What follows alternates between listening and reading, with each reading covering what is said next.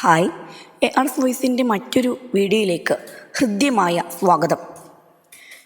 ഇന്ത്യയുടെയും പാകിസ്ഥാൻ്റെയും യുദ്ധവുമായി ബന്ധപ്പെട്ട് ഒരുപാട് നിർണായക സംഭവങ്ങൾ നടന്നുകൊണ്ടിരിക്കുകയാണ്. അതിൽ ഒരുപാട് സംഭവങ്ങൾ നാം മുൻപത്തെ വീഡിയോയിൽ സൂചിപ്പിച്ചതുപോലെ ഒരുപാട് ഘട്ടങ്ങളായി വിവിധ സംഭവങ്ങൾ നടന്നുകൊണ്ടിരിക്കുകയാണ്. പെഹൽഗാമിലെ ഭീകരാക്രമണത്തിൽ തുടങ്ങി ഓപ്പറേഷൻ സിന്ദൂറായിട്ടും പാകിസ്ഥാൻ്റെ വ്യാജ പ്രചാരണങ്ങളായിട്ടും വെടിനിർത്തൽ കരാറുമായിട്ടും വെടിനിർത്തൽ കരാർ ലംഘിക്കലുമായിട്ടും ഇങ്ങനെ തുടങ്ങി നിരവധി പ്രഖ്യാപനങ്ങളും അഭിപ്രായങ്ങളും എല്ലാം നിറഞ്ഞുകൊണ്ട് സാമൂഹ്യ മാധ്യമങ്ങളിലും ദൃശ്യശ്രാവ്യ മാധ്യമങ്ങളിലുമെല്ലാം നിരന്തര ചർച്ചയായിക്കൊണ്ടിരിക്കുകയാണിപ്പോൾ ഈ ഒരു യുദ്ധം.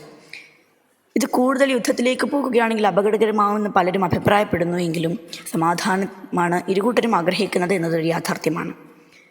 ഇതിൻ്റെ എപ്പിസോഡ് 1 നമ്മൾ നമ്മുടെ ചാനലിൽ അപ്ലോഡ് ചെയ്തിട്ടുണ്ട്. ഷോർട്സ് ആയിട്ട് അതിൻ്റെ പാർട്ടുകളായിട്ടാണ് അപ്ലോഡ് ചെയ്തിട്ടുള്ളത്.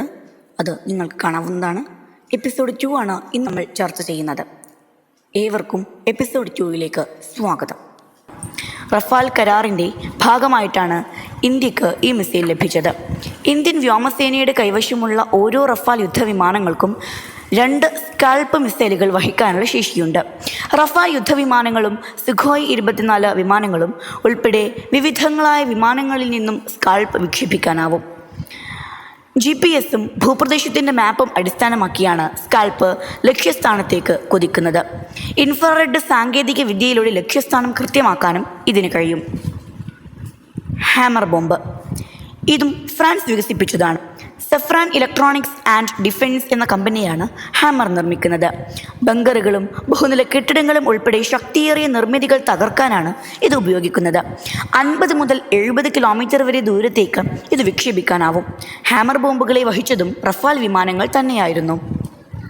നിരീക്ഷണ ഡ്രോണുകൾ ആക്രമണം ശക്തമാക്കാൻ നിരീക്ഷണ ഡ്രോണുകളും ഇന്ത്യ ഉപയോഗിച്ചു.